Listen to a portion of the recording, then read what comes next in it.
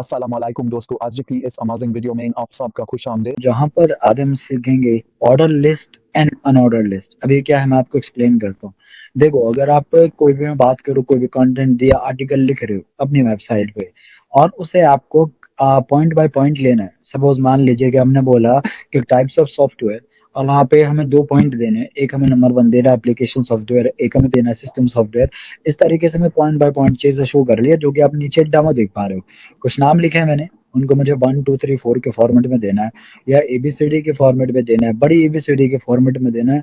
तो वो आप कैसे करेंगे, वो चीज़ है ऑर्डर लिस्ट और अनऑर्डर लिस्ट की मदद से। सो मेक श्योर कि आप इस वीडियो को पूरा देखिए, क्योंकि ये जो टॉपिक है वो काफ़ी ज़्यादा इंपॉर्टेंट है। तो बिना किसी देर के शुरू करते हैं इस वीडियो को। सो नॉर्मल ध्यान देंगे कंप्यूटर स्क्रीन पे, और यहाँ पे जो सबसे पहला टर्म हम समझेंगे वो है अनऑर्डर्ड लिस्ट। देखो, नॉर्मली अगर हमें हमारे डेटा को बुलेट्स की मदद से या फिर स्क्वायर की मदद से या फिर डिस्क की मदद से शो करना है, तो उसे हम बोलते हैं सिंपल अनऑर्डर्ड लिस्ट। मैं एक डेमो आपको शो करता हूँ। सबसे पहले हम बात करते हैं सिंटैक्स की।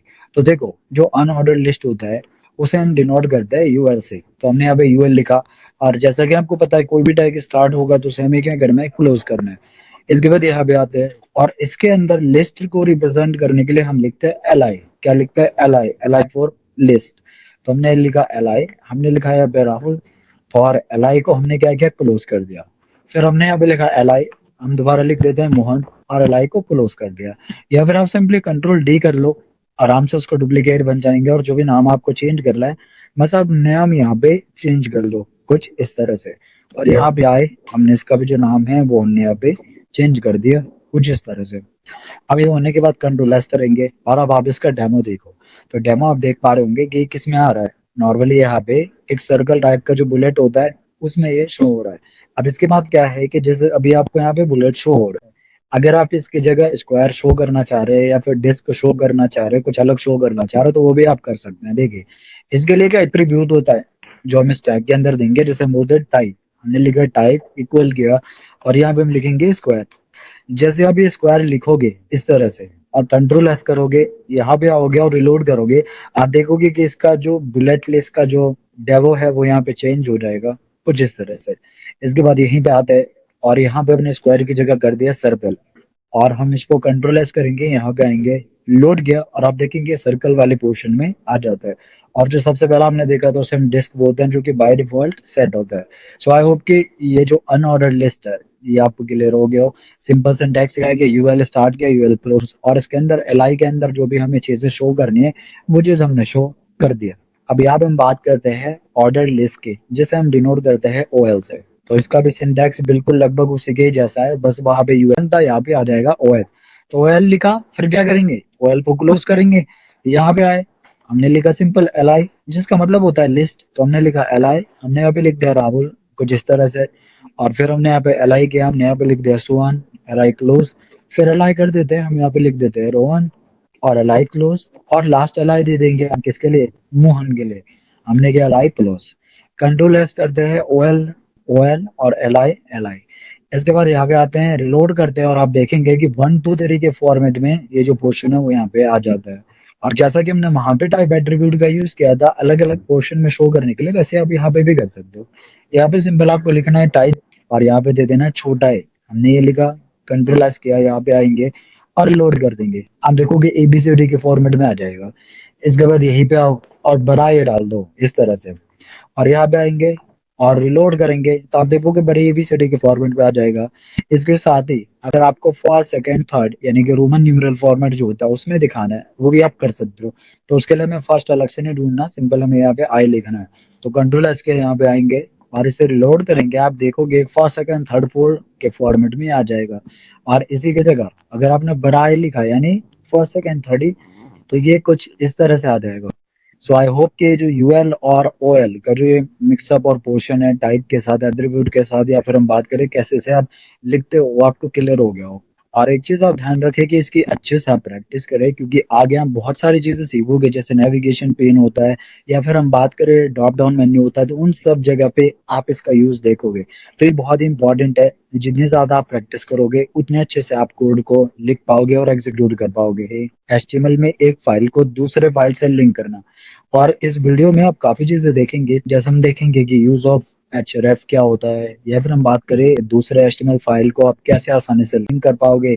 तीसरा हम बात करें यहाँ पे टारगेट एट्रीब्यूट का क्या यूज होता है, और अगर आपको किसी वेबसाइट को लिंक करना है अपनी HTML फाइल से तो आप कैसे करोगे। ये सारी चीजें आज के इस वीडियो में हम देखने वाले हैं। सो मेक श्योर कि आप इस वीडियो को पूरा देखें, और अगर ये वीडियो आपको अच्छी लगे तो प्लीज वीडियो को लाइक और शेयर जरूर करें।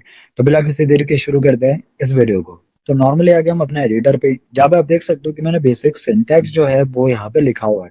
अब यहाँ पे आता है बॉडी टैग में, और यहाँ पे हम लिखते हैं सबसे पहले एक छोटा सा कोड जिसकी मदद से हम दूसरी फाइल को अटैच करेंगे। देखो, ये जो फाइल मैंने खोली है इसका नाम है abc.html। तो बेसिकली यहाँ पे मैं आपको दिखा देता हूँ डेस्कटॉप पे, ये है एक फाइल abc, और यहाँ पे एक दूसरी फाइल है ab। तो मैं क्या करूंगा कि ab वाली फाइल को abc में लिंक करूंगा। अब कैसे वो देखते हैं। सबसे पहले यहाँ पे हमारा कोड क्या है वो समझते हैं। देखो, सबसे पहले आपको यहाँ पे लिखना होता है ए होता है एंकर टैग, जिसका इस्तेमाल किया जाता है दूसरे वेब पेजेस या फाइल्स को लिंक करने के लिए। तो हमने यहाँ पे एंकर टैग स्टार्ट किया, फिर यहाँ पे लिखते हैं href, जिसका पूरा मतलब होता है हाइपर लिंक रेफरेंस। h4 होता है हाइपर लिंक, और ref का मतलब होता है रेफरेंस, हाइपर लिंक रेफरेंस। इसके बाद इक्वल करते हैं, और फिर आपको लिखना होता है फाइल का नाम और डॉट उसका एक्सटेंशन। तो फाइल का नाम क्या था, अभी अभी दिखाया था मैंने ab, और एक्सटेंशन क्या है डॉट html। हमने किया ऐसे डबल कोट्स के अंदर क्लोज, और यहाँ पे ब्रैकेट करेंगे बंद, यानी कि टैग क्लोज कर देंगे इस तरह से। और यहाँ पे कुछ भी लिख दिया, जिसमें मैंने डाल दिया कि माई फाइल, और उसके ऊपर हमें ये लिंक लगाना है। तो यहाँ पे जो एंकर टैग है उसको हमने क्लोज किया, कंट्रोल एस किया, यहाँ पे आते हैं रिनोड कर दे।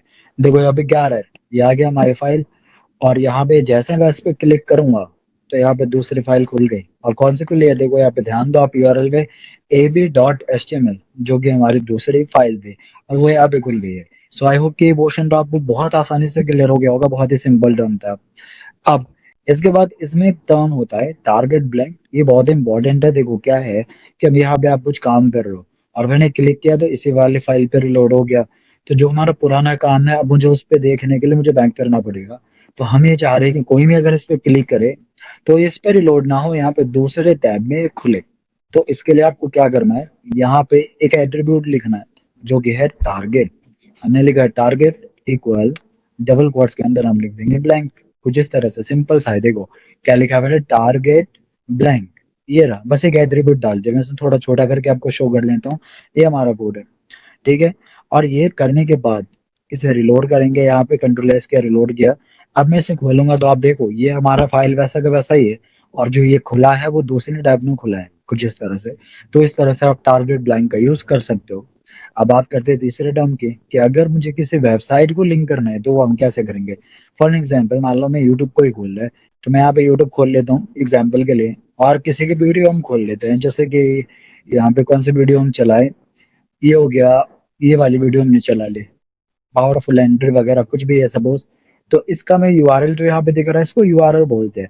तो हर एक वेबसाइट का यूआरएल होता है, इसको सेलेक्ट करो और कॉपी कर लो।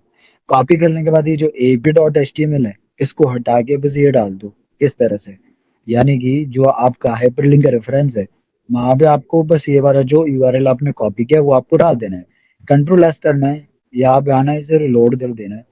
और अब इसे मैं खोलता हूँ, देखो मैंने यूट्यूब वाली जो स्लाइड है वो बंद कर दी है। यहाँ पे इसे खोलता हूँ तो सीधा सीधा देखो ट्रिपल आर एंट्री वाली जो वीडियो है वो यहाँ पे खुल जाती है कुछ इस तरह से। तो ये बहुत ही सिंपल टर्म है। आई होप कि आपको क्लियर हो गया होगा। आई होप कि जो वीडियो है वो आपको पसंद आई होगी। अगर ये वीडियो आपको अच्छी लगे तो प्लीज वीडियो को लाइक करें, शेयर करें, साथ ही कमेंट करके मुझे बताएं कि वीडियो आपको अच्छा लगा या नहीं। Thank you.